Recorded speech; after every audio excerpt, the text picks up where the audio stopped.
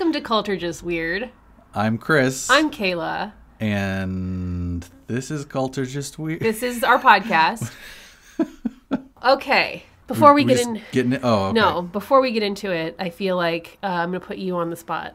Oh, no. That's my least favorite spot. Because I feel like we would be remiss to start our next episode without saying a few words about the recently deceased James Randi, whom we owe our entire podcast to, our entire ethos to, a lot of our ethics and morals to. So I didn't write anything or prepare anything. I just went, Chris has got this. Oh, great.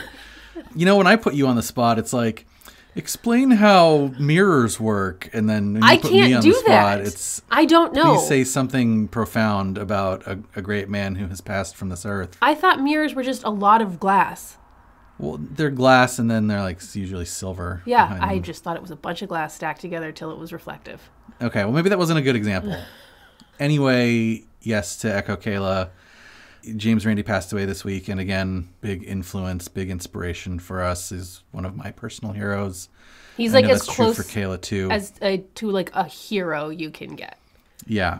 And for anybody who may not know, James Randi is he is like the progenitor of the skeptic movement. The modern like rational skeptic movement. He is a magician. He was a magician back in like the 50s and 60s. And then he pivoted his career in the 70s and 80s to be he did not call himself a debunker. I forget what he called himself, but he did not call himself that. But he was like a skeptic. Professional debunker, but he didn't call himself. Didn't call himself that. A rationalist. He exposed charlatans and frauds like Gary Geller and faith healers like Peter Popov. And he's amazing, and you should all go watch his documentary, or the documentary about him, An Honest Liar, and cry and have your life changed. Yeah, and like Kayla said, we wouldn't have been doing this podcast without his influence. R.I.P. to him. And what's weird is that like this, when it was announced, that he passed away, like I was sad, but I was also like, he led a good life. I kind of had this sort of like sense of almost like fulfillment too. Like yes, I was sad, but also I kind of was like, he did it. He did the thing. He did life. He did life, and that's he can go away now being like, yep, I did that. Right. If only, like, I only hope to be in that position at the end of my life, or like anywhere close to it. And speaking of DNA for the show, one of the things that, he used to say is like anybody, no matter how smart or educated, can be deceived. And I feel like that's really into the DNA of this show, because we've seen that over and over and over and again with the things we've looked at. And we will continue to see that over and over and over again. So thank you, James Randi. He was a so-called charlatan. He called himself a charlatan. And from these two charlatans to another, thank you. Are you ready for the episode? No. Okay. Let's just not do it. Let's call it. Okay. The end. That was not even 10 minutes. Bye. Wow. Finally, we're getting down to some bite-sized format. Bite-sized content. Oh, wait. Although R.I.P. Quibi as well. So maybe we shouldn't be doing bite-sized content. Yeah. Not in the pandemic. We all want to go back to long form. Fill up the time. Fill it up. So before we get into the episode, I have some major content warnings here.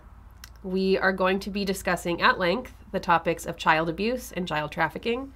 We will do our absolute best to handle those conversations carefully and responsibly, but we will be talking about them. Violence, racism, white supremacy, misogyny, and a number of other isms will also come up. I promise that the content itself is necessary to discuss, but before we get into it, it's important we toss up some red flags. That's a lot of red flags. It is a lot of red flags. On to the topic. All right. Now that we've wetted your whistle with all those horrible things. Chris. Kayla. We've waited a long time to cover today's topic. And it's a big one. Mm-hmm. One of the more important topics we'll cover on the show. We'll get to those details later, though. But first, I want to tell you a story. Oh, is it a nice story about child trafficking and white supremacy? Such a nice story. Okay. I want to tell you about Project Sunshine. Less than 10 years after the United States dropped atom bombs on the Japanese cities of Hiroshima and Nagasaki, the United States Atomic Energy Commission and the U.S. Air Force launched a series of research studies to determine radioactive fallout's impact on the world's population.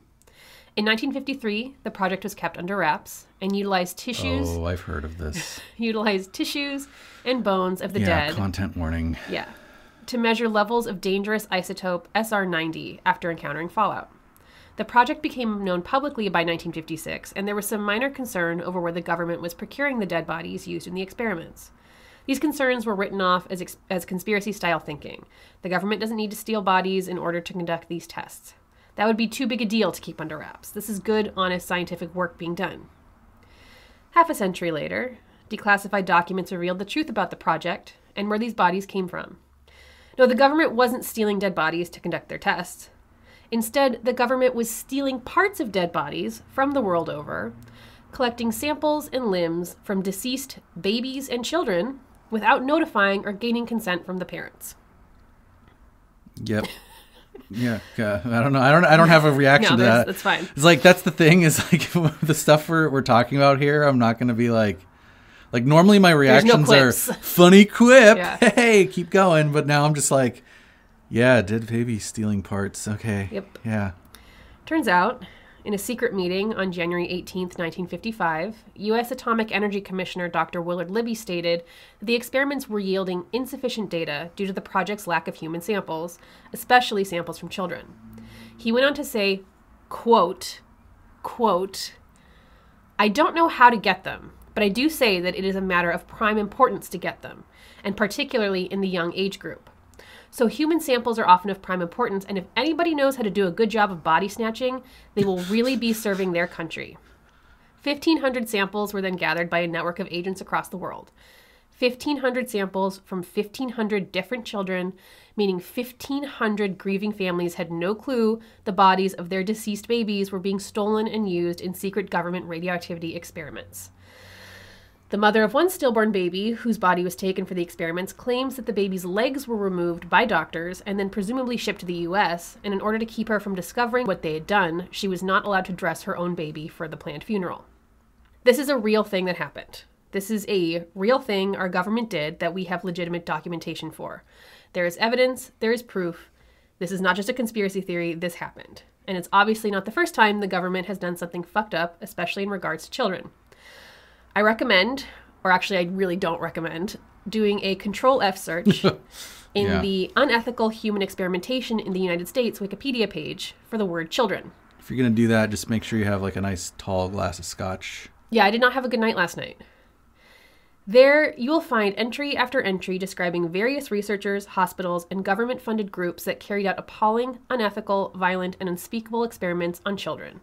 Side note, the article talks about all unethical human experimentation, including children and adults. I was just shocked at how many examples of child experimentation was included, and all of these experiments were mostly conducted on poor, of color, orphaned, ill, or mentally disabled adults and children. Right, got to get that low-hanging fruit. Experiments carried out on children have included unnecessary spinal taps and electroshock therapy, exposure to STIs and other illness. Oh, so now we're talking about not just like dead bodies. Now we're talking about... Now we're talking about live-ass children. Yes.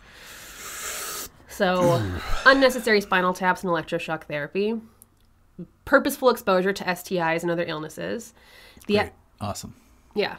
The application of radioactive material to either food that was then fed to the children or directly into their bodies, and psychological experiments that would result in techniques later known as torture. So look, the U.S. doesn't... So it's not coming across in the... Because we have an audio format here, but like my face just has this like contorted, like... It's like my head's kind of dropping to the side. If you do go on this Wikipedia page to do your own research, like, please be warned. It's bad. It's really bad. I did not have a good night last night. I'm sorry that you did this in the year of our Lord 2020. It's already stressful enough. I mean, look, the U.S. does not necessarily have the best track record when it comes to secrets it keeps from its citizens or the way it treats people, especially marginalized people. Some of these things, like Project Sunshine, straight up sound like science fiction. But again, it's not. It is real. Our government often does fucked up things. We, the people, only find out about decades later, if at all. It happens over and over and over again. It erodes our trust in institutions and leaders. It erodes our sense of stability. It erodes our experience of subjective reality. It makes it more and more difficult to tell the difference between conspiracy theories that turn out to be true and conspiracy theories that are only rooted in fantasy. Mix that up with some other major shortcomings of American culture: myth of rugged individualism, systemic racism and white supremacy, the patriarchy, Christian hegemony, and add a dash of 21st century, postmodern, post-scarcity, automation era, ennui/malaise/lack of agency in meeting. So that last whole bit means Facebook? And you then have a recipe for some particularly complex and dangerous cocktails. One of those cocktails takes a confirmed story like Project Sunshine and completely blows it out of the water. And that cocktail is our topic for today's episode and the next 3 episodes after that. Today, and for the next 2 months, Culture Just Weird will finally be tackling the topic of QAnon.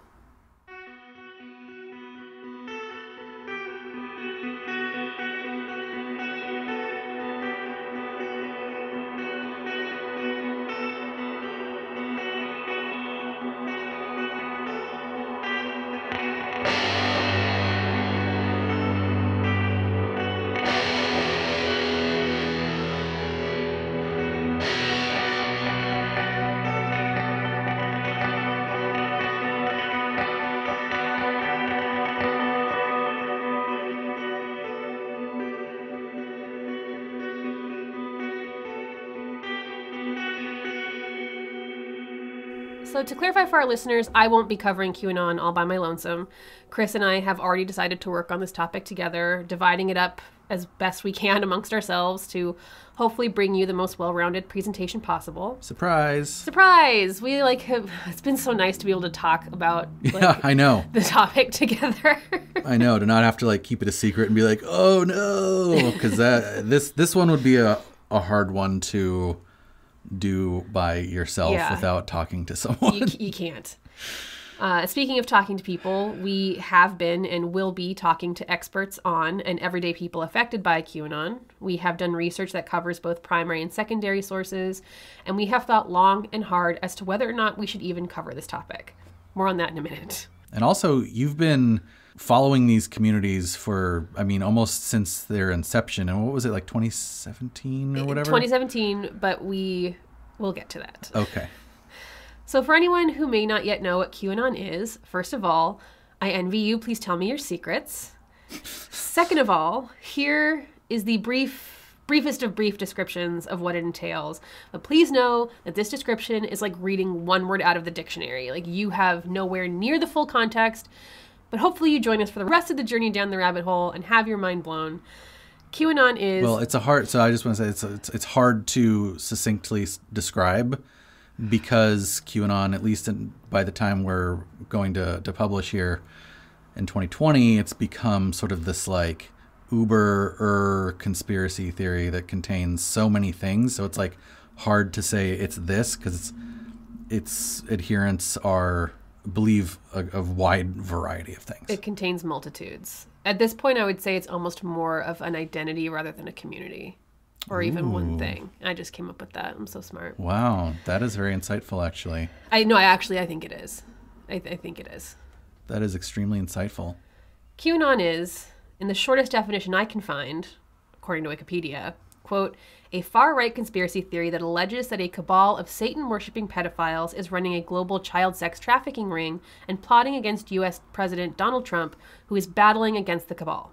That's pretty, okay, that's succinct. That covers the... But there's so much more to it. The core beliefs. Yeah. And then what happens is, that's sort of like this little ball that, rolls down a hill and then collects other conspiracies as it goes, and now it's just a huge ball of conspiracies. Is it a Katamari? Is that what it's called? That game? I don't know. It's Katamari. That game where you roll a ball around and you collect things. That's a game? Yes. Katamari. You start with a ball, and then you just roll around, and it just collects all the stuff. Junk? And it gets big. Yes, bigger and bigger and bigger. I can't believe you don't know what Katamari is. Like paper clips and boogers? And dogs and houses and buildings and trees. Well, that's an intense game. I think there's an iPhone app for it now. Sounds fiction. Oh, okay. I thought you meant in real life. Oh, no, like a video game. Oh, no, you said game, and we're talking about pushing a ball around, and I was like picturing like kids, pushing a ball around into the dirt. No, it's a video game. God, Grandpa. Whatever. Now, our listeners may be wondering why we've waited so long to talk about this subject, and there are a couple of reasons for that I would like to address before we get into it. I didn't want to. No, I didn't want to. First and foremost, I've basically fought the idea of covering QAnon since we've had the podcast because I've been afraid to cover it. When I first discovered QAnon for myself, as Chris mentioned back in 2017, it was something very, very fringe, existing only on the edges of the internet and in vague news stories covering the fallout of events like Pizzagate. As I watched the movement get larger and larger and larger, spurring real-world violence and being embraced by governmental candidates, I only became more afraid. I was worried that by talking about QAnon, we could be responsible for infecting innocent listeners with a theory that could take hold of them and dominate their lives. I was afraid of giving it more publicity, of putting it out into the world any more than it needed to be. I was also a little afraid of the repercussions. Would the extremely online followers of QAnon take offense to our discussion of their group as a cult? Would there be retaliation? And then there was the fear of being able to cover the topic responsibly and comprehensively. In short, I put off doing this topic for 2 years largely because I'm a scaredy cat, but that doesn't mean that I avoided the topic. I started following it, not right away, but definitely in 2017, just after it hit the internet. So I visited message boards that we'll talk about. I joined their Facebook groups. I followed Twitter personalities and subreddits all dedicated to following QAnon. And I observed the community as an interested outsider. Yeah, and like other conspiracy theories over the past, 4, 5, 6 years, it followed the same trajectory of oh, that's so interesting and fun to learn about that niche little community there. And then all of a sudden it's oh my God, why are they everywhere? Yeah. Wait, there's a bunch of people that believe in flat Earth? I thought it was 5 people. Now it's thousands. What's going on? So it had that same sort of trajectory, at least in my mind. So it goes from this look at that internet thing to oh God. It catamaried into a giant ball. QAnon is no longer on the fringes of the internet. It has taken a prominent place in the political and social landscape of 2020. Every news outlet covers it in detail. The current president is asked about it during town halls. More and more Americans identify as Q followers, or at least interested in the subject. Perhaps at this point, my fears over the ethics of covering the topic, lest I give it more coverage, is completely silly at this point. And perhaps the ethical thing to do is work to cover the topic responsibly, as we've decided to do. And perhaps, as my co-host has pointed out to me time and time again, on and off the podcast, light is sometimes the best disinfectant. But I also... Your co-host sounds really smart and attractive. Well, he's one of those things. I'll let you guess which one. Attractive. I also won't take all the blame for why we waited so long to talk about QAnon. Chris, my co-host, also has his own reason. I forget what that is. I don't know. This is some bullshit. Whatever. No. Oh, I remember what it is now. Yeah, and just to echo what you were just saying, it feels like there's just articles every day now about QAnon, and it's on Business Insider, and it's in Bloomberg, and it's in Forbes, and it's in, I just listed 3 business magazines all in a row. Sorry. Time, Washington Post, New York Times. I mean, it's just, there's a lot of, there's a Reply All episode about it. It's on a bunch of podcasts. It's on a bunch of podcasts. Yeah. There's a podcast that's about it. I think there's multiple, actually. So it's just kind of it's hella zeitgeist.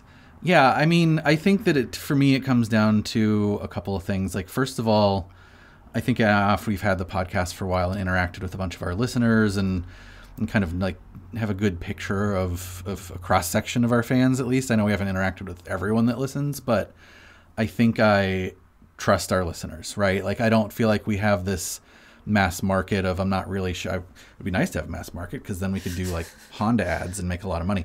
But I think that our particular audience I trust them with dangerous information, I guess is what I'm going to say. Right. So that's one thing. And then the other thing is that it's even without that, I think that we can handle the topic. We can present the information in such a way that as long as we're responsible and careful with it, we can present the information in a way that's is beneficial. And I think it helps the overall landscape of things like this for people to be more educated about it rather than less educated about it. Like, I don't think it's always the best idea to, I mean, it's a hard tightrope to walk sometimes. I have a friend that works for the Washington Post, and he was telling me, I talked to him a little bit about this episode, and he said, that they talk about this in the newsroom all the time. Like, what is the balance of like the ethics side of things versus like, the information they're presenting? Like, do they have a responsibility to present information even if it's dangerous? We've talked about this before too in the show with utilitarianism, right? Like the Rocco's Basilisk episode. That's dangerous information. I had sort of the same dilemma. Right. Where the information hazard of that thing was something I had to balance against, do I want to talk about it with people that listen to the show? And so I think this is another one of those information hazards where we have to be careful with how we present it. And I think that we're going to do that, and we're going to present it to an audience that can handle it. You guys can handle it. But I will say that's not why you have put off doing this topic. Wait, why did I put it off? Because you think it's too much of a cult. Oh, right.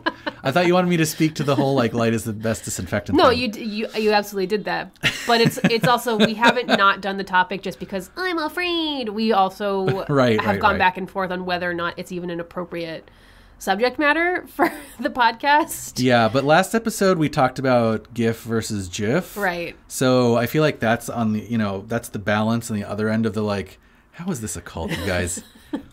Versus now this is just going to balance that out. So got it. That's fine. So I guess with all of that said, let's get to that. So the way we've divided this topic up is as follows. Today we'll get a history pre-2017 of what, at least in the opinion of this podcast, led up to the birth of QAnon. That's our timeline for today. No pressure to me.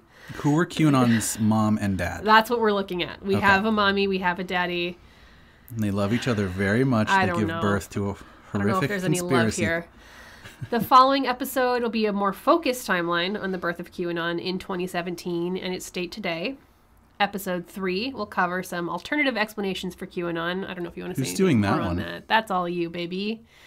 And our final episode will focus on friends and family of Q followers, as well as what can be done to counter the belief system. Who's doing that one? Again, that's all on you. Oh, God. Yeah. Why do I have to do things? I don't know. You did the hard ones. I don't want to do things anymore. Who does? For today, let's start at the beginning. The very, very beginning. It's like the Big Bang? Yeah. Again, another content warning. We're going to be talking about a lot of child murder and anti-Semitism right now. So strap on in.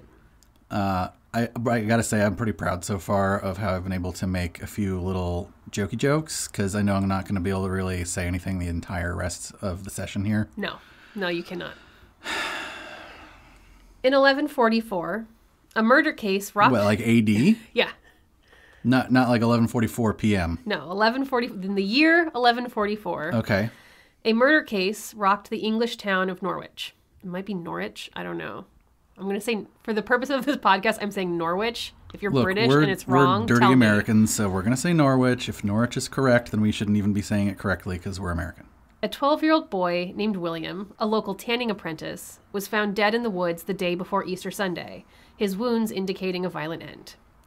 Because he had last been seen alive while working, his job as a tanner had him dealing often with the local Jewish community, local Christians almost immediately accused the Jews of being behind the murder and approached the ecclesiastical court seeking justice. Being non-Christians, the Jewish community was not under the jurisdiction of the ecclesiastical court and were advised by the sheriff to not submit to their trial by ordeal. The issue remained heated, and the Jewish townfolk were eventually given protection in the local castle, able to return home only when cooler heads prevailed, even though tensions remained.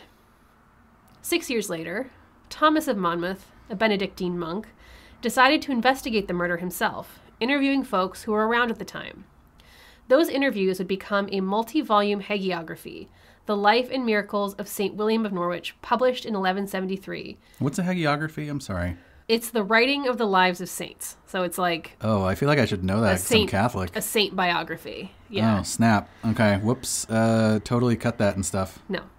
So again, this multi-volume hagiography, The Life and Miracles of St. William of Norwich, became the first medieval accusation against Jewish people of ritual murder.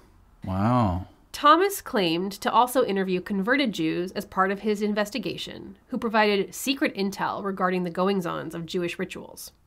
In his book, Thomas stated of William's death that local Jews, quote, having shaved his head, they stabbed it with countless thorn points and made the blood come horribly from the wounds they made. Some of those present had judged him to be fixed to a cross in mockery of the Lord's passion. The book also claimed that a Jewish convert filled Thomas in on a prophecy in the Jewish faith that if Jews sacrificed a Christian child each year, they would regain Israel. Jewish leaders supposedly would meet to decide who was responsible for that year's sacrifice, and in 1144, the Jewish community in Norwich was chosen. Thomas corroborated this with completely believable eyewitness accounts that only came out a decade later. You're air quoting right now. Yeah, if you can't tell by the timbre of my voice. A man claimed he was hired to lure William to the sacrifice. A servant woman spotted William through a crack in a door. A man on his deathbed supposedly confessed he had seen a group of Jews carrying a body through the woods. When the book was published, Thomas's editor described him as being someone who was of the kind of people one could consider, quote, deceivers and being deceived. But Grifty, yeah, that's the medieval way to say grifty. But regardless, his account of a group of Jewish people sacrificing a Christian child in a bloody, violent ritual that mocked the Passion of the Christ during Easter to celebrate Passover stuck. William was reburied in That's not a good thing to have stick. No, it's really not. It's really not. How long did it stick, Kayla? We'll get to that. William, the murdered child, was reburied in the local monk cemetery and then reburied again and again in increasingly important places in the church. He was considered a martyr. A large number of miracles were witnessed around his tomb, leading even to pilgrims coming to visit the location. He was basically canonized. Canonization was kind of like a different beast back then. Like, kind of anybody could get canonized, but then like he's not like an official saint. Like if you go to the Vatican, they're not like, oh yes, Saint William. Yeah. But by this guy, it's funny that like I don't know about hagiography because I do know that there's a bunch of saints that we consider saints, quote unquote, that are more like folk saints. Yeah. And there's only like a very few that the Catholic Church actually recognizes. Like it's surprisingly small. Like for example, St. Christopher is not an official saint. Right. Well, neither is St. William. But even so, a small cult was established around William of Norwich, encouraged by the miracles recorded by Thomas of Monmouth. Interestingly, the Bishop of Norwich had previously been interested in establishing a cult in Norwich. And again, this is like... the bishop wanted to establish a cult? This is like the old-timey version of cult where it's we're a group of people that really worship this one guy. You know how like we talked about like the Greek esoteric cults or whatever, and it wasn't like a cult. It was just a smaller religious group specifically dedicated to like one god or one So the bishop deity. wasn't branding people and having them have sex with him? Okay. No, he wanted there to be a group of people that were like, oh, this is our cult guy. This is our local this is the guy we like. worshipy person. Okay. So before the cult was established, this bishop had been interested in having a cult established because it would bring more money to the church. And that bishop is the person who initially encouraged Thomas to investigate and write of the murder.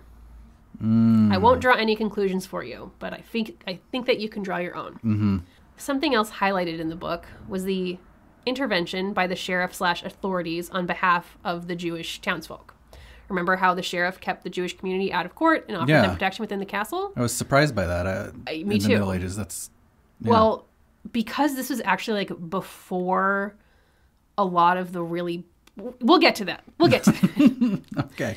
The local king, King Stephen, had even promised to look into the murder, and then he just never did. Okay. These actions, and the reminder of these actions by Thomas's book, incited suspicions in the Christian population of collusion between the local ruling class and the Jewish people. Okay. So they were like, you're taking care of you're saying you're going to investigate the murder, and then you don't, and you're letting them come in your castle, and must be a conspiracy. You must be working together, yeah. Following this, a handful of unsolved child murders were then blamed on Jews. These were Harold of Gloucester in 1168, Robert of Bury in 1181, and the well-known at the time Little St. Hugh of Lincoln, 1255. He's like the most well-known of these child murders that were blamed on Jewish people. This series of child murders blamed on Jewish people became known as blood libel, one of the well-known anti-Semitic canards. So this specific series was known as blood libel. The ritualistic murder of Christian children by Jewish people, that's blood libel. Got it.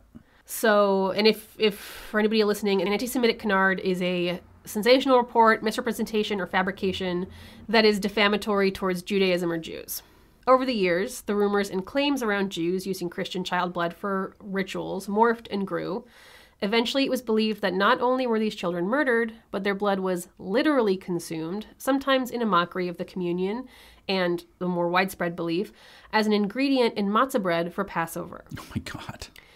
This particular aspect of the myth, that Jewish people sacrifice Christian children and then consume the blood as an ingredient in matzah, is the most well-known piece of the blood libel anti-Semitic canard. Blood libel is considered alongside well poisoning and host desecration. Do you know what host desecration is? No. It's like when you like bastardize the usage of, or you seek to destroy or like harm in some way the communion wafer. Okay. And well poisoning is literally poisoning of a well, an actual well. Okay. So blood libel and then well poisoning and host desecration are like the main drivers of Jewish persecution, particularly in Europe after this time. Like those were the biggies. And these early murders, while obviously not the first examples of anti-Semitic smears and sentiments in our world history, directly tied to the persecution of Jews over the next 900 years. Holy shit. 900 years. I'm not kidding. We'll get to that.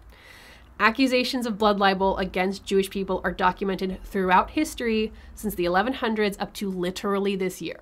Awesome. Yeah, sorry that you cannot react to any of this. It just sucks. Yeah, no jokes for that one. After the murder of William and the subsequent blood libel murders across England, also like this is a total aside, but sometimes like especially non-Jews people will like take the term blood libel and like apply it to other things, and you really shouldn't do that. Like that's considered really shitty and offensive. So using it as like a metaphor, you mean? Yeah. Okay. Because it is a real thing that real people have been accused of and then like persecuted had a real detrimental for. Effect. Yeah. Right. So try not to use it for anything other than what it actually is referring to. So the blood libel murders across Europe. After this, the Christian views of Jewish people became more and more intolerant. This Jewish-specific prejudice dovetailed exactly with the rising Christian sentiment that wanted to see a crusade happen, which would eventually be the First Crusade. You can cut this if you don't know the answer, but was there anti-Semitism before this, or was this like the birth of anti-Semitism overall, or just the birth of this particular flavor of anti-Semitism? Well, I mean, Jews have been persecuted since like the literal beginning. But in Europe though. I don't know about like the anti-Semitism against Jews in Europe. I think that this was like the start of what we know as anti-Semitism. So like the sort of modern version of it. Yeah. And feel free to correct me if I'm wrong, but that is what it seems like. So it was like this anti-Jewish sentiment was rising. This want for a crusade was rising, and like this desire for a crusade basically lumped all non-Christians together. So like it was kind of like we want to just drive out anyone, or like we would just want to kill anyone who's not a Christian, or whatever the crusade was about. I don't know. It was about taking back the Holy Land, well, which at the time was under control of, I forget the name of the Sultan, but basically the Arab world. So that was the crusade. Thank you, history man. But because of this sentiment, even Jewish people were lumped into it, and that actually put Jews who were living in England and other predominantly Christian areas at the time in mortal danger. Beginning in 1189, massacres of Jewish people broke out throughout England, spreading all the way to Norwich. By 1190, any Jews who had not escaped had been murdered in this town. Less than 100 years later, Jewish people were expelled from England and were not permitted to return to the country until after 1655. Whoa, hold up. 1650. When was the expulsion? in 1290. To 18... No, sorry. You said 1655. 55. I can't say that there weren't Jewish people living in England before that time. But it's just they weren't allowed to. Yeah. Whoa. Yeah.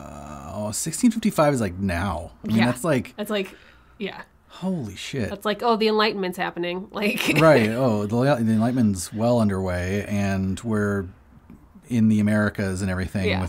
Yeah. Holy shit. But back to blood libel. It's important to point out that human sacrifice and the consumption of blood runs totally counter to actual Jewish law and faith. Oh, yeah. I thought that kind of went without saying. Yeah, maybe you'll recall the story of Abraham in the Bible where God is like, yo, don't actually sacrifice your son, please. Like, we don't do that. Just take this ram instead. Right. And then that became like kind of part of their... Yeah. Yeah. That's like a thing. Not committing murder is literally one of the 10 commandments. Right. And all blood, not just human, and human flesh specifically, are not allowed under kosher dietary laws. So, just saying, probably better to look at the actual Jewish religion to get an idea of what is going on, rather than like talking to some Christians who are scared and mad. Right. It's interesting that it's not just they don't do this. It's like they specifically have stuff against this. Let me read you this quote that just makes me so sad. A quote from a rabbi named Rabbi Israel Rutman. I don't want to be sad. It has been one of history's cruel ironies that the blood libel, accusations against Jews using the blood of murdered Gentile children for the making of wine and matzah, became the false pretext for numerous pogroms.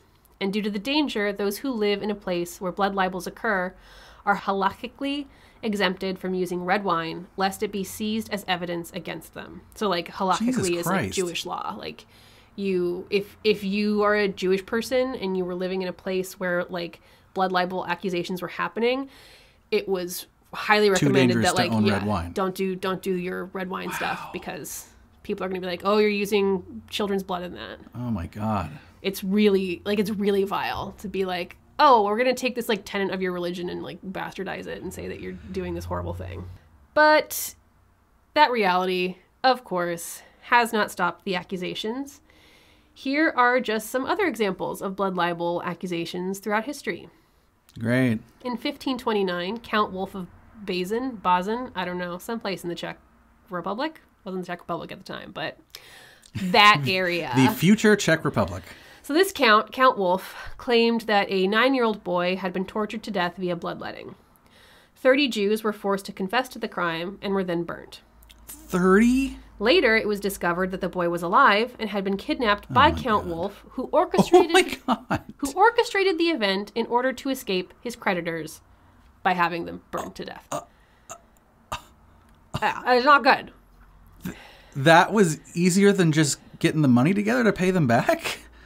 Apparently. Oh my God. Oh my God. In 1823, a Christian child was murdered outside of the Russian town Velis. The only witness was a drunk woman, and multiple local Jews were imprisoned due to her false testimony. Many of them stayed behind bars for over 10 years, with the last release happening in 1835. Can we do a happy show after we do all this? You wanted to do QAnon, so... We're barely getting started here, and I'm already like... It's not good. Okay. In 1903, an anti-Semitic newspaper in Dobosari, Russia, claimed that a boy was found murdered by Jews who killed him in order to harvest his blood for matzah. As a result, the Kishinev pogrom ensued. 49 Jewish people were killed, hundreds were injured, and almost 1,000 homes were destroyed. Good God. In Nazi Germany, obviously, Jews were often accused of I've heard of this one. Yeah, Jews were often accused of blood libel and the ritual murder of Christians for blood. One anti-Semitic newspaper, Der Stürmer, was even banned by Nazi authorities themselves in 1934 because the rhetoric went too far. Holy shit. Because it compared Jewish ritual murder to the rite of communion. Wow. Okay, so it was like the Nazis were like, you've gone too far here. It's starting to infringe on some Christian-y stuff. Yeah, basically. Okay. You know what's interesting, though, as much as I knew about, the existence and whatever details of the Holocaust, I didn't know about blood libel until fairly recently. Yeah, I don't think I did either. I don't think I was taught about that. I mean, I guess it's like, I don't know. I knew the phrase, but I feel like I'd heard the phrase. Know what it was. Right, and I didn't know how I didn't know how that societal meme right. had helped or contributed towards the World War II Holocaust. And I feel like I can't help but wonder, like, what's the reason for that? Why do you and I, as two non-Jewish people, not know about this? Right. Do you want to know where I finally, like, Googled what it was and found all this out? Where? It was because of somebody that I follow on Twitter talking about how one of the episodes of Lovecraft Country fell into blood libel rhetoric. So I finally Googled it, and it's shocking to me that I don't know this, not because I know a lot of things, and obviously I have a lot of blind spots, but because, like, I've definitely Googled anti-Semitic canards before. Yeah. It, like, totally escaped me. I totally, like, breezed past it. Like, if I don't think I would know exactly what blood libel was if QAnon weren't a thing. Yeah. Same. That's a failing of ours. In March 2020, an Italian artist named Giovanni... 2020? This year? In March 2020, an Italian artist named Giovanni Gasparo showed a painting titled The Martyrdom of St. Simon of Trento in accordance with Jewish ritual murder. So, like, these beliefs and sentiments are still around, still pervasive, still harmful. He did an art about it? Yes. And didn't just title it, like, something that wasn't saying that Jews are doing ritual murder. Like, he was saying, hey, look, here's Jews doing ritual murder of this child.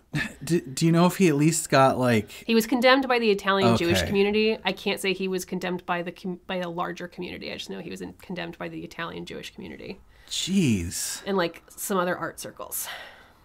Imaginary blood libel sacrifice rituals fall under the realm of the nocturnal ritual fantasy. An idea... What's that? It's great. Like, I had revelations doing this. Well, it's very helpful. So the nocturnal ritual fantasy is an idea coined by historian Norman Cohn. Basically, since the dawn of Western culture and throughout its entire existence, the consistent belief exists that some secret group of people regularly and ritualistically gets together for nocturnal meetings to, 1, figure out how to undermine and destroy mainstream society, and 2, murder and eat children. What the hell? We've always had this belief. That's so weird. Yeah. It sounds like when we were talking about the Satanic Panic in the Teal episode. Oh, we will get to that. Oh, man. This is the second time we're going to talk about Satanic Panic on the show. And we have to. It's very important. It's so interesting that we've always had that. I wonder, like, what sort of deep-seated thing that is. Oh, we'll get to that. Oh, okay. Cool. Jewish blood libel stories are probably not the first instance of nocturnal ritual fantasies. According to an article from the Public Medievalist written by Michael Barbazot, quote, Romans made these claims against early Christians. Yeah. That might have been the first I think I've heard of that, at least in, like, recorded history. The nocturnal ritual fantasy was later levied against Christian heretics and, as mentioned, Jewish people. These are the same claims levied against witches during the widespread witch hunts of, forever, all the time. Right, multiple times. One thing that's common in every accusation of nocturnal ritual fantasy, the charges are not real. They only exist in the imaginations of the accusers. I found no example of nocturnal ritual fantasy that was based on actual evidence of shadowy groups eating babies. Another thing common to most of these claims? Violence. Fatal violence towards marginalized people justified by these false claims of ritual child sacrifice. Oh, so violence not violence of the sacrifice, but violence towards the alleged perpetrators of the sacrifice. Yes. Sweet. That sounds great. That's great. As my co-host mentioned, we have already covered a topic many consider to be a result of nocturnal ritual fantasy, and that's satanic ritual abuse and the Satanic Panic of the 1980s. Michael Barbazot's article, as well as an article written for The New Republic by Talia Levin, both make the connection between anti-Semitic blood libel accusations, witch hunts, and the eventual widespread panic and subsequent accusations and rooting out of Satanism in the United States. The parallels are there. That's so weird that it's like, we think like, oh man, the Salem witch trials back in the 1600s. Oof, we were crazy then. But then, like, the Satanic Panic was in the 80s, and it's basically it's the same thing. It's maybe people, not as devastating, but like the same flavor of thing. It's in the same ballpark of ideas. The kind of violence that came out of that was not necessarily like mass hangings, but the kind of violence that came out of that was like, I mean, people's lives were destroyed. People were falsely put in jail for these children were traumatized. These parents were traumatized. The people that were accused were either dragged through these lengthy, like years-long trials that destroyed their businesses, destroyed their reputations. Some of them spent years in prison. And it's because many actual Americans really believed that groups of Satanists were gathering together to perform their desecratory rituals, abusing, murdering, and consuming children in the process. Like, if you'll remember from our episode and from what I just said 2 seconds ago, the accusations were often levied at daycare providers, leading to highly covered, highly expensive trials, many of which led to jail time for innocent people who did nothing. We learned in that episode that there is absolutely no concrete evidence of any satanic ritual abuse ever occurring in the United States, and that many children who confessed, quote unquote, to experiencing or witnessing the abuse were led to make those accusations by motivated interviewers. By the way, in case you are a new fan, in case you're not a longtime listener, then get the hell out. No, just kidding. It's episode 5 and 6 of our first season. Oh, good for you for remembering. Yes, I remember all of our episodes. Just give me a number and I'll tell you the title. Proud of you. I won't do that. So, good, because I don't think I would have been able to. Yeah. Many of us believed that Satan worshippers were doing black magic all across the country, with daytime talk shows warning us our children were being indoctrinated into these groups by heavy metal music, or as Geraldo Rivera claimed, by Dungeons and Dragons. Oh man, the D&D thing was, that was a big part of it. Rings of magical child sex abusers were everywhere. It did not matter that there was zero evidence. People believed in it hard enough, so it must be true. From Talia Levin's article, QAnon, Blood Libel, and the Satanic Panic, quote, "One thing I noticed about the daycare panic was very strange magical thinking among people who seemed like normal working people." Mm-hmm. Debbie Nathan, one of the most clear-eyed contemporaneous reporters of the panic in the 1980s, told me. Nathan recounted an experience in which a father with a child at McMartin, which you'll remember the McMartin trial was like the biggie. That was the 7 years long, like most expensive. Right. Nathan recounted an experience in which a father with a child at McMartin resolutely denied alibi evidence for one of the accused. The man had told Nathan he could have been in 2 places at once because he is a Satanist and Satanists have that ability. So that's very similar to that. You can't even have an alibi. Falls under, but that falls under the anti-factuality, motivated reasoning, and that's more of like the closed logical system. It's like there's no counter argument because anything you present gets incorporated back. Well, of course you saw him at the store while he was doing the satanic ritual abuse. He's a Satanist. They can do that. Right. We talk a little bit about that in our 3rd episode that somebody here will be doing. Oh, that's you, crazy. Baby. Another piece of magical thinking, the deep-seated belief that there was a series of elaborate tunnels under the McMartin School in which children were transported and where much of the satanic magical rituals and sex abuse took place. Why would they... God. The belief in these tunnels was so strong... How would they build the tunnels? ...that about 50 parents rented a backhoe to dig up the property. Oh, my God. When the backhoe proved fruitless, the parents... 50 parents, holy 50 parents. The parents dug in with hands and shovels, determined to find some evidence of these tunnels because they knew they were there. I bet they still believed it was there even though when they didn't find it evidence. Well, right? No amount of digging produced said tunnels. One parent, however, found a turtle shell buried in the ground, which, of course, must have been proof that Satanists were conducting animal sacrifices in the tunnels, even though the tunnels did not exist. Well, if you sacrifice a turtle, it has the effect of filling an area of earth. So what had happened was... You got it, Satanists. They cast this turtle sacrifice spell to fill in the tunnels. That's how they got filled in. Gotcha. Bada bing. I could be part of the cult. Yes, you could. Now, at this point, you might be thinking, why? Why is there such a history of accusations from a majority group making claims a minority or imaginary group is abusing and killing children? Why? Well, I'm more wondering why this specific flavor of it. I'm not wondering why there are majority groups persecuting minority groups. That seems to just be human nature. Well, let's get into it. I mentioned earlier that believing the worst about a marginalized group of people then allows you to justify violence done against them. Mm-hmm. But why the need for violence? Some explanations I've read claim that believing the worst about certain groups of people allows you to sacrifice them in order to change the world to your liking. It's easier to utilize less than savory methods to achieve your social and political goals if you believe the people in your way are evil incarnate. Okay, so you're like, we want everyone to be Christian here. We don't want any more Jews in England. So how do we go about doing that? Well, I think it's even, here's the way I rationalize it in my head. So imagine you are a townsfolk person living in Norwich in the 1100s. Okay. You're living in a feudal system of peasants and royalty. Your life is brutally difficult. Yours, most people's. Few resources to go around. There is constant jockeying for position in a social class hierarchy, which is an actual matter of life and death. And speaking of Dungeons and Dragons, that's literally what you're doing. At that point, you're going to dungeons. Fighting dragons. Jewish people settled in Norwich only a few years before the murder of William.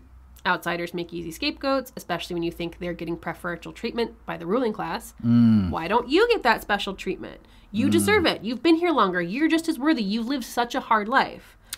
Well, one way to get that treatment or to gather more resources or to find an outlet for your frustration of living a brutal life is to vilify another group of people as evil and then kill them.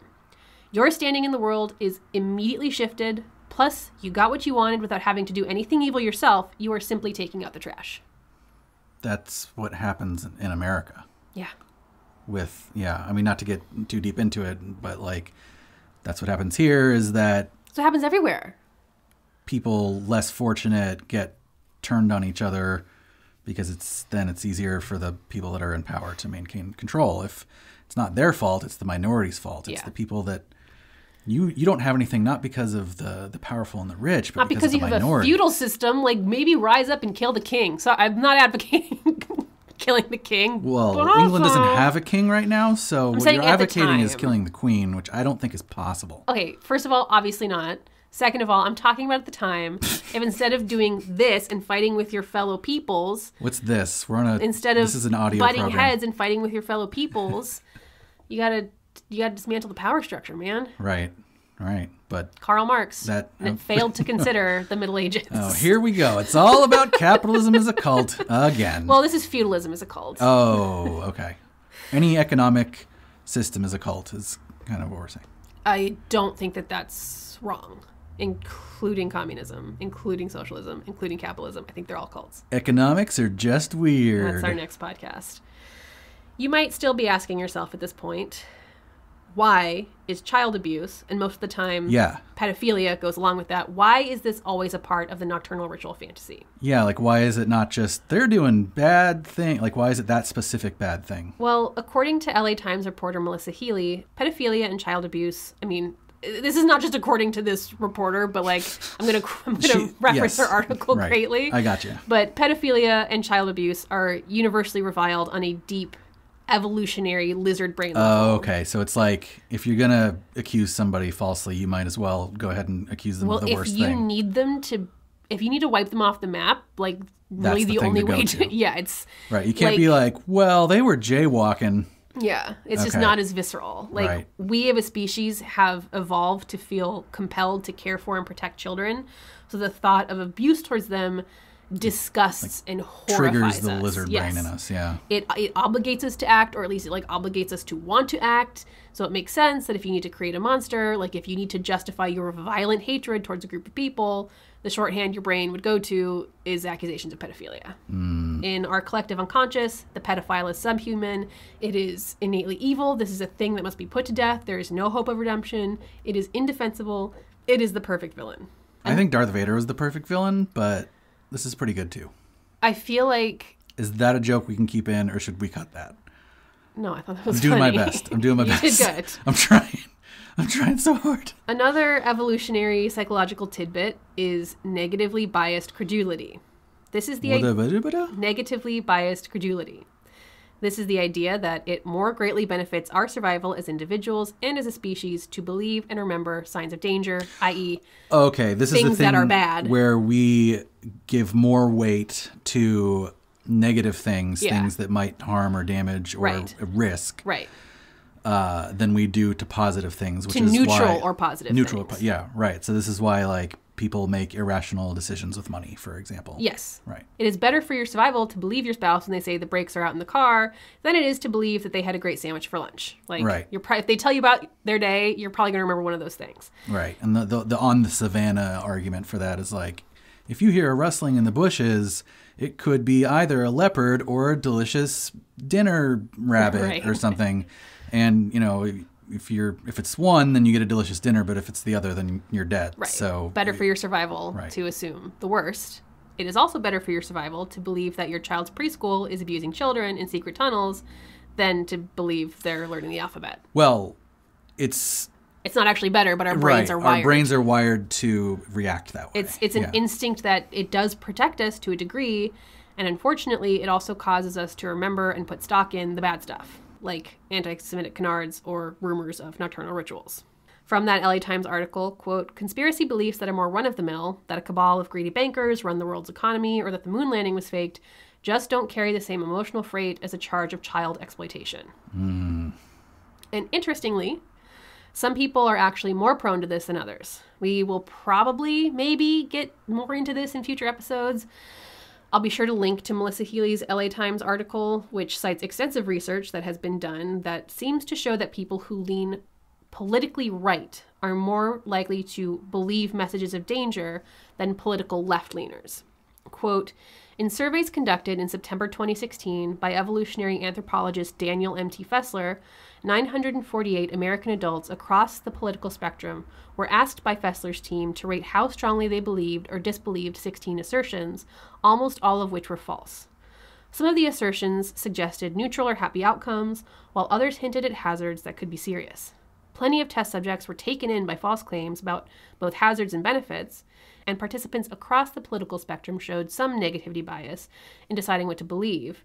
But when a bogus claim raised a prospective danger, respondents who embraced conservative political views were more likely to believe it than those who adhered to more liberal political positions. Interesting. Melissa's article gets more into the whys of this, so read it. Go read the article. Go read it. That's our podcast. Read the thing. And then finally, on the whys of why the hell is there a consistent pattern of social in-groups accusing social out-groups of ritual abuse and murder of children. Well, it feels like you explained that, right? Well, I'll give you my opinion. Oh, okay. So, but just to recap, though, that your explanation for it was the in-group, the majority population wants to do basically some social engineering, some right. engineering of their society. And to do that, they feel like they need to persecute or destroy the out-group. Right. And then they thus create these ideas. I think there's more to it than that sometimes. Okay. I think that because not everyone who necessarily engages in believing in these things go out and do the actual violence or like are even part of the in-group that's going to benefit from getting rid of the out-group. So here's my opinion. Again, I definitely want your opinion. You know what I think most of the time is everybody does. I say, what does Kayla think? I really want to know what Kayla thinks about Everybody this. does. That's why we have this podcast. Actually, yeah, I guess, yeah, this is a fundamentally vain podcast. We'll get deeper into this in future episodes, but I think a big why of this particular conspiracy theory style, and honestly, a big why of most conspiracy theories, is that the world is chaotic and meaningless and terrifying. It is bone-shatteringly scary to face a potential reality that nothing happens for a reason and the universe is a cold, unfeeling place where children sometimes get murdered just because, and there's no point to any of it. Right. Creating a narrative, discerning a why, a reason, a story to explain away the things that happen helps to make sense of an otherwise senseless world. No matter how awful, how horrendous that narrative may be, it is more comforting than the idea that there simply is no narrative. Yeah. Well, that's not just a Kayla idea. I mean, did I say that? You said that's what you think. I said this is my opinion. Okay. Just because I'm saying this is my opinion, I'm not saying I created this. Sprung from nowhere. You're saying there is zero subscribe, context for this, and I created it, and I will be teaching a class at Berkeley. All right, what you're saying is you subscribe to this aspect of conspiracy theorism. Yeah. That part of what drives it is this desire for control, this desire for order, even if that order is scary. Yeah. any amount of scary order is still better than chaos. Yeah, I think it might be easier for some people to believe that there's like a shadowy elite cabal sacrificing children for satanic rituals. Right, because then it suggests that there's something to be done about it and you can fix it. And it's not just like, oh no, the world is so cruel that like violent deaths of children happen sometimes. Right, because then there's like, what do you do about that? It's easier to believe that some people are literal demons from hell than to believe that like some things people do or outcomes that happen just don't have a reason. Like, it's easier to believe that someone is innately evil than like it is to face the fact that maybe they're just a politician with an impossible job, or maybe it's a person with a tendency towards sociopathic behavior and it doesn't really mean anything. Like, a narrative, any narrative, is better than the alternative. Right. And I came up with that all by myself. Oh my God. You're going to let me live that down. I don't think I will. Speaking of narratives, I'd like to shift now to another narrative. One that is a far more modern example of the nocturnal ritual fantasy than anything we've discussed so far, but that clearly has roots in the blood libel history we've discussed. Let's talk for a moment about Pizzagate.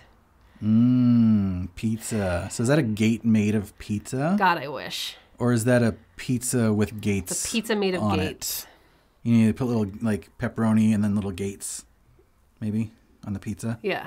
Pizzagate. In March 2016, 8 months before the presidential election, John Podesta, the chair of Hillary Clinton's campaign, had his personal email account compromised via a spear phishing attack.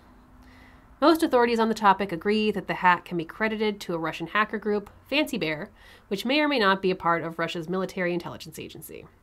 What's a spear phishing attack again? So phishing is... With a PH. With a PH, from Wikipedia, the fraudulent attempt to obtain sensitive information or data such as usernames, passwords, and credit card details by disguising oneself as a trustworthy entity in an electronic communication. Okay, so that's when you get an email from Bank of America, right. But it's not actually from Bank of America. It's just like a spoofed email, and it says, click here, and then all of a sudden you give your password away. Spear phishing is phishing that's targeted towards a specific person or organization. Okay, so is that when like one of those emails says, Dear Chris Carlson? No, it's like when hackers are like, we want to get John Podesta's emails, not we want to get at someone's emails. Okay, but does it still use that format of like yeah, it's still phishing, but it's specifically like they're not like most phishing things are not just being sent to some hacker going, let's send this to Chris Carlson. It's blasted out to everyone. It's blasted out to everyone. Spear phishing is like somebody going, I am targeting John Podesta to get his emails. Got it. And that's what happened. 7 months later, WikiLeaks, a whistleblowing website founded by Julian Assange, published 20,000 pages of Podesta's emails, which is a lot. A nightmare. Sometimes I think about what like I'm not anyone, but if all of my emails, oh God, yeah, I'd kill myself. Like it would be horrible. It would be the worst thing in the world. Yeah, I would ritual sacrifice myself. Imagine if you knew everybody in the world was looking through all of your emails. Nope, I don't want to imagine that. Oh, God. Sorry, John Podesta. That's the worst thing you've said yet on this podcast today. The Clinton campaign has never verified the authenticity of the emails, but most cybersecurity experts believe them to be real, though most also capitulate that the hackers could have falsified some of the emails or, like, interjected mixed in little some fakies. False with some... Yeah. Okay. The emails had a dramatic effect on the tenor of the election. Is this if not the emails? Actual outcome? Yeah. I think we all remember that phrase, butter emails. And I really don't want to get into it more than that because I'm still tired. My favorite meme from that is the stick of butter that says emails on it. Butter emails. My favorite one is the still shot from Handmaid's Tale where there's just like the handmaid standing in the grocery store and it says butter emails. Yeah, that one's good too. Anyway, the 20,000 pages of emails were immediately scoured by, well, a lot of people. Many of which we will call very online.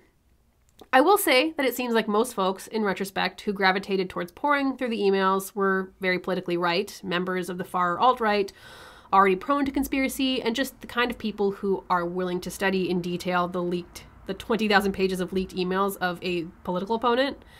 The fake news industry also experienced a boon at the time, taking bits and pieces of the real story and blowing them up into just insane things that were, of course, then shared virally. I'm talking about literal fake news, not like Huffington Post or Fox News. I'm talking about sites called, like, Planet Free Will and The Vigilant Citizen. Like, fake news. So, like, yeah. Actual fake Classic fake news. And then, on October 30th, 2016, a Twitter account going by the name of David Goldberg NY tweeted, it has been since deleted. I think it was taken down. No way. David Goldberg NY tweeted, rumors stirring in the NYPD that Huma's emails point to a pedophilia ring and Hillary Clinton is at the center. Who's Huma? What's Huma? Huma Abedin, Anthony Weiner's wife, and Hillary Clinton's one of her aides. Okay. Remember, his emails got all hacked too. Oh, right. His emails got released. I forgot about that. Yeah. Yeah. There were a lot of emails getting released at the time. A lot of emails. Yeah. Rumors stirring in the NYPD that Huma's emails point to a pedophilia ring and at Hillary Clinton is at the center. Hashtag Go Hillary. Hashtag Podesta Emails 23. Hashtag Go Hillary? Well, yeah, because they want that. They want anybody searching for anybody Go that's Hillary seen Go Hillary that. to see his... Okay, right. This Twitter account claimed to be run by a New York lawyer and had a history of tweeting white supremacist material. Okay. See, this was the... Sounds like a nice chap. Nice fellow. Again, the account no longer exists. This was the summary of a narrative that had been gleaned by readers of the various leaked emails. They claimed that hidden in code words was messaging that told the story of a child sex trafficking ring run by high-ranking Democrat Party leaders and candidates that all centered on the satanic ritual abuse carried out by said Democrats in the secret tunnels underneath a DC pizza parlor, Comet Ping Pong. Holy shit. So that's where the pizza and Pizzagate comes from. Yes. And the gate just comes from everything being called gate after Watergate. Yes. Stop calling things gate. It's not a gate. You know, so my favorite gate, by the way, I'm going to just tell the story, and I don't care That's fine. if the person... So one of my coworkers at Blizzard You don't have to say the years place. ago... Whatever, I'm not saying the person. One of my coworkers at a previous job. At Blizzard, it's gated, it's fenced around, and you have to, like, if it's off hours, if it's on hours, they open the gate, and there's just a security guard there, you show your badge. But if it's off hours, then there's a little, what do you call it when you have to, like, run your badge across? It's not, you don't have to swipe it, whatever. Like Point is, beep you in. a little What is it? beepy- You little, like, beep a or fob. something? You Sure. use your fob and it fobs you in. Okay, let's don't call know it that. what it is. The point is, you have to wave your badge in front of this little thingy, and it beeps you, and then the gate opens. Right. The gate's a little slow. So at one point, this said coworker was a little bit fast a little bit jumping the gun on the gas, and just nudged the gate, just barely. So anyway, thought nothing of it, but then like her boss got an email from HR being like, we need to talk about this thing where so-and-so hit the gate. And it was like, and he had to like go talk to HR about it. And he was like, what is this? Obviously nothing came of it, but like the fact that even happened was A, hilarious, and B, we ended up getting to call it Gate. It was Gate. Which makes it my favorite gate. That is a good gate. Yeah. So, okay, back to Pizzagate. Again, child sex trafficking ring run out of the basement tunnels underneath Comet Ping Pong. Right, so I just told this story, so let me make sure I can baseline myself here. So I'm baselining you. Comet Ping Pong, the pizza parlor, for some context, is a popular place in Washington, D.C. It has been featured on diners, drive-ins, and dives. It has received critical acclaim for its pies. It's often a place where Capitol Hill staffers go. It has a back room where you can play ping pong, and it also serves as a concert venue. It's also, like a little, you move the ping pong tables out of the way and you have a little concert. I see. It's also been known to be a queer-friendly space hosting events for the LGBTQ community, and the owner is an out gay man named James Alfontis, who GQ once ranked as the 49th most powerful person in Washington, D.C. Wait, what? Simply based on the cultural cachet of owning Comet Ping Pong. Really? Yeah, I didn't know it was not like a that small big a deal. Okay, yeah. wow. So, supposed evidence of this child sex trafficking ring came from things like Podesta emails about ordering cheese pizza. Pizzagate theorists believe that cheese pizza was code for child porn due to the shared first letters of the words, CP. CP... That's just science, Kayla. I don't know if that is science. CP has historically been used by pedophiles attempting to codedly share child porn online. Oh, was it? So saying CP is a real thing? Yeah. Okay. Don't go on the internet and say CP. Don't look for CP. Just don't Just don't. Okay. And so then they extrapolated But they were like, that oh, to cheese these pizza. people are looking for cheese pizza. Right. Which, why can't a guy just want a cheese pizza? I love a cheese pizza. Well, I mean, actually, you probably don't have the answer to this. So. What? Like, were the emails like, I would like to order a cheese pizza for later, please? Or was it like, we must get 13 cheese pizzas please and give have me them a in cheese the pizza basement. so that I can have sex with it? Like, you know what I mean? No, it was like, we're going to have a fundraiser. Maybe we should order some cheese pizzas. Oh, wow. That's damning. Other evidence included the fact that James Alefantis had some connections to the Democratic Party in that A, he was a prominent donor, B, John Podesta's brother Tony Podesta frequently visited the restaurant, and C, he had previously dated David Brock, a former right-wing journalist who eventually changed course and advocated for Hillary Clinton. At one point, Alefantis was going to organize a Clinton fundraiser with David Brock. I think cheese pizzas were discussed in that. Oh. And, like, maybe that seems kind of shady, like, why does this guy have these connections? But, like, Washington, D.C. is a company town. And speaking as somebody who also works in a company town, like, everybody knows everybody. Kayla, I've seen House of Cards. Like, I know that everybody is into everything. This just strikes me as the ribs restaurant guy. Right. It's like sounds similar to that. Everybody knows everybody. Yeah. Here's the thing, though. This whole thing is disgusting. Why? What's your joke? Because pepperoni pizza is superior to cheese pizza. I would be suspicious, too. I prefer cheese. What? Oh, okay. Well, I don't know what you're up to then. But it's because I don't eat pepperoni. Oh, yeah, you're a vegetarian. Oh, vegans there. I mean... We like to eat children. Babies are vegan. Yeah. Baby blood is vegan, guys. Yeah, for sure. So, okay, to recap. John Podesta got hacked by Russians. Yeah. His emails were posted to WikiLeaks. Yes. People online scoured the emails for signs of wrongdoing. Yes. And ended up believing mundane details and coincidental connections were code for a secret, Democratic-led cabal of child sex trafficking and satanic ritual abuse occurring underneath a local pizza restaurant. So how did it get to satanic ritual abuse from cheese pizza, from child porn? Because of nocturnal ritual fantasy. Oh, so it's like once you have one, it just, the other stuff just comes with it? If you are a person going, we gotta get these guys out of here, and you have this trove of emails, your brain is going to go to this thing that our brains have consistently gone to over at least the last 900 years, probably a lot longer, and it blows up into this nocturnal ritual fantasy of satanic ritual abuse sex cabals. Right. Okay. Got it. That's what happens. This story, quote unquote, went on to make more rounds across fake news and far-right sites around the internet, fueled by anonymous speculation on image boards like 4chan, as well as on r/Pizzagate and r/TheDonald, both of which have been banned from Reddit. InfoWars picked it up, with Alex Jones obviously going full crazy on it. What, InfoWars? I know. Nah. He has been forced to apologize for Pizzagate? Yeah. No way. Yeah, he had to apologize to James Alefantis. Otherwise, he was like, I'm gonna sue you. I'm sure he was very sincere. Yeah. I'm sure he had hasn't to apologize for a lot of stuff. Fucking Alex Jones. He had to stop selling stuff with Pepe on it too, remember? Oh yeah. Fuck you, Alex Jones. Poor Alex Jones. The story was promoted by other alt-right activists, Mike Cernovich and Jack Posobiec, as well as kind of randomly top-notch folks. Basketball player Andrew Bogut. Yeah, that's what? Hold on. And Pizzagate, then he hurt his knee, and Pizzagators were like, that was retaliation. Literally, there was theories about his basketball injuries. Yeah. And he dug too deep, Kayla. Pizzagate was also spread by Minecraft creator Marcus Persson. Also a stand-up fellow. Not. Microsoft doesn't even refuses to acknowledge he exists now. Yeah, because he's bad for that.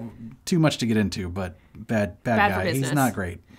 The story caught fire on Twitter, though researchers later discovered that a large number of tweets and retweets with hashtag Pizzagate or about Pizzagate were either bots or from foreign sources posing as American accounts. No way. I know. But the story wasn't just spread by pundits and randos on Reddit and 4chan.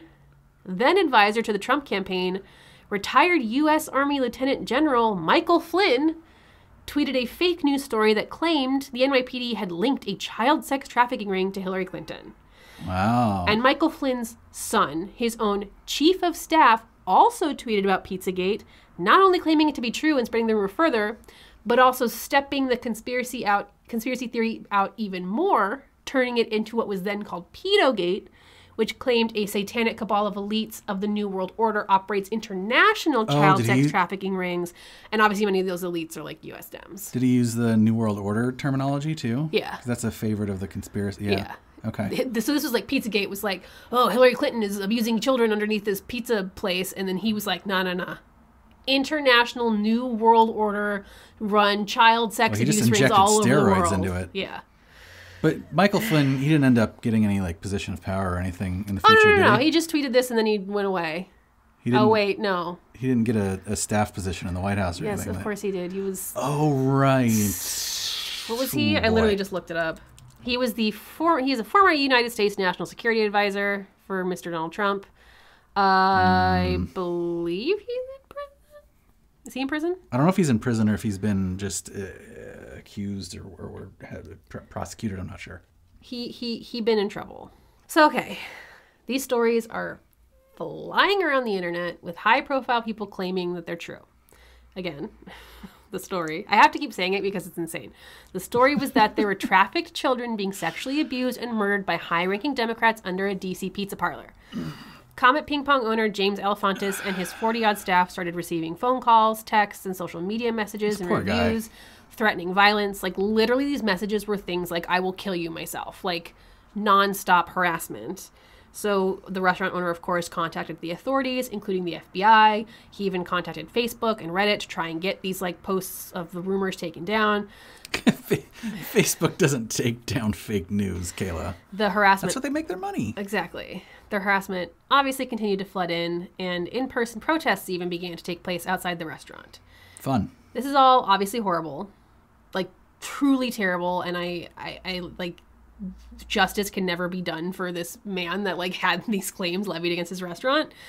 But I also understand why the vitriol. Like, if you truly believe a restaurant just down the street is capturing children and serving them up to be sexually abused and sacrificed, like, calling in threats is kind of like the least you can do. Right. Well, that goes back to what you were saying a few minutes ago about if you're going to levy a claim, levy something that's going to make people react in the most, primal, angry way. Right. And like, it feels righteous. It's like, there's no way for me to be wrong here because you are eating kids. Like, there's no way for my anger and violence to be wrong because you are literally eating children. Right.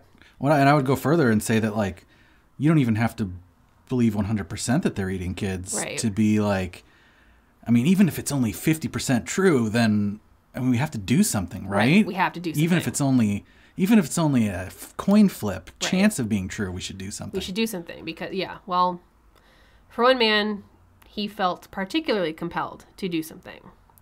On December 14th, 2016, a 28-year-old named Edgar Welch drove from his home in Salisbury, North Carolina, to Comet Ping Pong, where he entered wielding an AR-15 style rifle, which he pointed at one of the employees who fled. He fired his weapon 3 times, hitting the wall, a desk, and a closet door. When officers surrounded the restaurant, he was arrested without incident, and no injuries occurred. But That's lucky. Yeah, I know. It was also discovered he was carrying other weapons on him. In custody, Welch confessed to the police that he had learned about the Pizzagate theory that Comet Ping Pong was harboring child sex slaves in their tunnels under their basement, and he wanted to investigate for himself. He viewed himself as a hero, someone who would rescue these children so many people were talking about. He believed that Hillary Clinton had personally murdered children herself, and prior to his attack on the restaurant, he had attempted to recruit a friend to join him by showing him YouTube videos.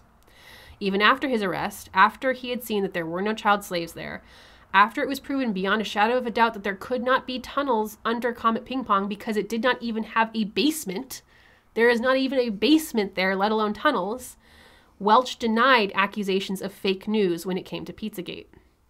He was charged with several crimes, and by the time he was sentenced to 4 years in prison, I think he was sentenced like a couple years ago, he finally admitted to being, quote, foolish and reckless. Oh, wow. I don't know if that means he goes, I don't think that this is true. I think he thinks that his methods were improper. Okay. Because if he was not that reckless, then maybe he would have been able to sneak in and find the tunnels before they cast the turtle spell that fills them in. Right. We need to get a backhoe and dig up Comet Ping Pong. There's definitely a turtle shell under there. Right? Like, it's so similar. Like, there's tunnels. people looking for tunnels. The tunnels. There's thing, no tunnels. Man. The tunnels. What is with the fucking tunnels? And we'll get into We'll get into so many Why more is there tunnels. so many The tunnels. What the hell? I wonder. Because it's creepy. It's subterranean. It's because it's like, well, you don't see darkness. kids just like. Because these people also claim that there's like millions of kids going missing every second, and it's like there's not like, where would hordes they of be? children running through being run through the streets like sheep. So it's like, where else are they being transported? Okay, the tunnels. I see. That way, you can. Okay, got it. I mean, we'll get to this in future episodes, but like I know of theorists who claim that like there are tunnels under Hollywood because that's the way to get the children into like Brad Pitt's house. Like Brad Pitt's not just going to go and like pick up a kid at the bus stop. He's got to have the kids brought to him. Right, of course. Tunnel under his house. Naturally. Yeah. Welch is not the only person to attack Comet Ping Pong with violence. In 2019, the restaurant was the victim of attempted arson when Again? I didn't hear about the second thing. Yeah, I didn't either until I started researching this. A man named Ryan Jaselkes set a curtain on fire and was sentenced to 4 years in prison for arson. Multiple instances of real-world violence inspired by the spread of fabricated stories on the internet. And when I say fabricated, I mean fabricated. The Pizzagate theory obviously has been thoroughly and widely debunked by a list that includes Snopes.com, the New York Times, the New York Observer, the Washington Post, the Independent, the Washington Times, the Los Angeles Times, the Huffington Post, Fox News, CNN, Whoa. the Miami Herald, the Metropolitan Police Department of the District of Columbia, and many, many, many, many more. Fake. Many of these outlets discovered Kidding, that... obviously. Yeah. Many of these outlets discovered that large swaths of evidence the Pizzagate believers took as truth were literally faked, like just totally made up. So like photos of alleged child victims that were shared in these circles turned out to be pictures of children that were pulled from like friends and family of Comet Ping Pong staff members' Instagrams. Awesome. So the Pizzagate thing, by the way, is the first time I heard this word that is like sadly part of our lexicon now, crisis actor. Oh, that was the first time you heard it? That was the first time I'd heard the word crisis actor or words, phrase, whatever. It was like a friend of a friend or something on Facebook. Geez.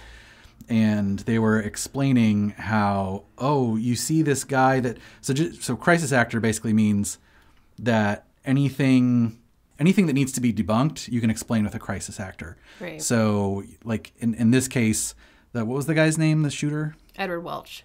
Yeah, so in this case, he wasn't actually a real guy that believed this stuff and was really going there for real. He was an actor that was hired by, the elite cabal or whatever to go in and play the role of a shooter. Right. So that, I forget there's another word for that. Like, this is a false flag operation. Yeah, false flag operation. Yeah. Thank you. This was a false flag operation. His fruitless attack was actually orchestrated by the elites to discredit the Pizzagate theory. Right, exactly. And then the crisis actor is the person you hire, the actor you hire to play that role for the false flag operation. It's like one Usually of the I've heard first places crisis I heard actors referring to like people who are like victims of a crime.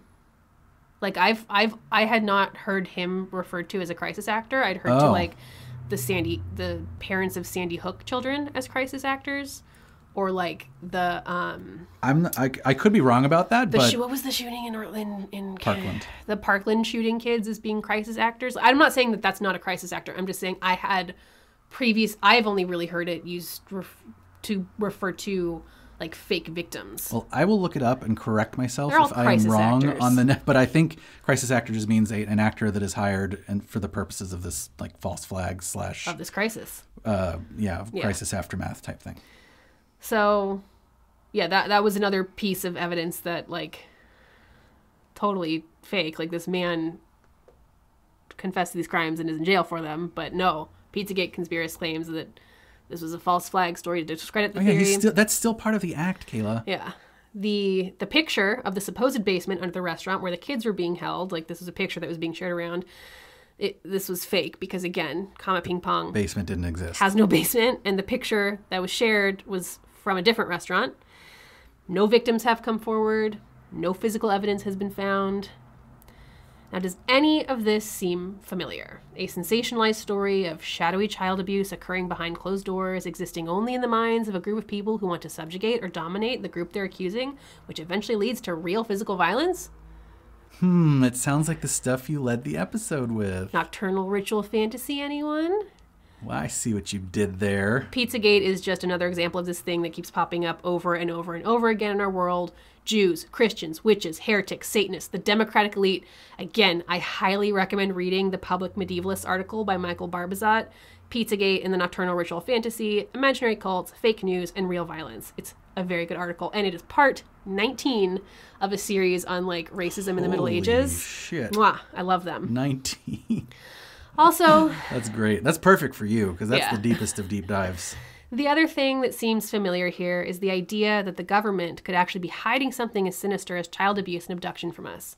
Pizzagate has been debunked as nothing but a conspiracy theory, but I'll remind our listeners that Project Sunshine and unethical experimentation on children are very, very real. Okay, perhaps at this point you're going, yeah, okay. I thought you said this episode was about QAnon.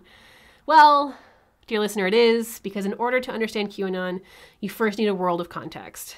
Context I hope that I have provided here today. I wanted to draft a timeline that explains how QAnon style of beliefs has evolved throughout history to get to where it is, from the Middle Ages up to Pizzagate, because Pizzagate is generally accepted to be the progenitor of QAnon, the ashes from which that phoenix rose. But how exactly did that happen? I want to know. Well, that's for another episode. Oh, good cliffhanger. The next episode. In part 2 of our series on QAnon, we will jump off from this point, post-2016 election, and give you a timeline of how exactly QAnon sprung from the forehead of the internet and stepped into its own. Like Athena. Just like Athena. Awesome. But for now, I will leave you with this reminder from Debbie Nathan, the Satanic Panic journalist who spoke to Talia Levin for her article on blood libel and QAnon. It'll be something to chew on as we try and wrap our brains around the nocturnal ritual fantasy emerging in our political landscape that feels like something brand new, never before seen, and frighteningly unique. Quote, moral panics are cyclical. The end. That's the quote. Yeah. That's great. Yeah, that is true. So I just want to ask real quick, though, about, because you mentioned the Sunshine Project. Was it Sunshine? Project Sunshine. Project Sunshine.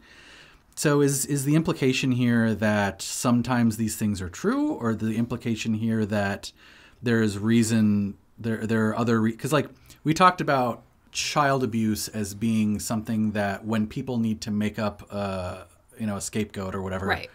then that's what they make up. Right. But then we also said that sometimes children do get abused by shadowy cabals. So how do we reconcile that? Like, is that... You tell me. Literally, you tell me. I don't know. That's part of why I started this episode talking about Project Sunshine and talking about how things like that erode our trust in institutions, erode our trust in reality, erode our ability to tell the difference between things that are conspiracy and things that are real. It makes it more and more difficult for even people like you and me to go, Pizzagate's totally crazy when like right, because the there's government's always this stealing nagging bodies of babies. Like there's always this nagging. Well, what about Project Sunshine and the Tuskegee experiments? Which is I guess maybe I'm getting ahead of us to future episodes here by asking this question, but yeah, it's just, you said that nocturnal ritual fantasy is never pans out real. So I guess we would say then that something like Project Sunshine is not nocturnal ritual fantasy because it's organized by like a governmental entity, and it doesn't have anything to do with like Satanism and it's not rituals ritualistic. and It's not about eating babies. It's not about magic. It's not about Satan. It's bad things happening to kids. Everybody go listen to Limetown. It's Limetown. Like sometimes it's not magic. Limetown it's is a very good podcast.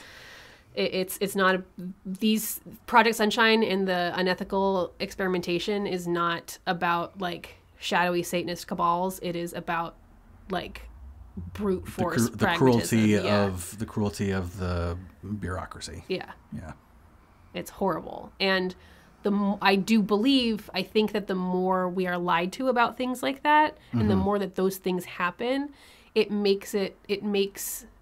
helps to set the level for people buying into some of these conspiracy theories. Right but we'll get to that. Well, thanks, Kayla. Thanks for that light, fun... You're welcome. ...podcast. You're welcome. Yay. That was hard. I think next one's going to be harder. Great. Oh, good. Well, so harder probably... Everyone stop listening. Probably less hard for the listeners, but probably harder for me. Oh. Yeah. Okay. Yeah, this one has been a little bit tough to research and do. Yeah. My topics included. Yeah. So, yeah. But we're doing QAnon, guys. we said we're going to do it, so we're doing it. Go. Was there any good news? See, this is when I did creativity, why I wanted to end that episode with like a bunch of like nice stuff. Do we have any nice stuff? Do we have any palette cleansers? Go to r/iBleach and scroll through the pictures of cute puppies. It's EYE. Yeah. Bleach. Pictures of puppies and bunnies and kitties. And yeah, do that. Do that. It helps. Because I don't have any good news. Because kittens and puppies are great. Yeah. Maybe I'll go do that right now. Yeah. Well, this has been Cult or Just Weird. Oh, wait. What? I did that backwards. Yeah. Well, let's just do it backwards then. Okay. It's a topsy-turvy world, guys. That's right. I'm Kayla. And I'm Chris. See ya.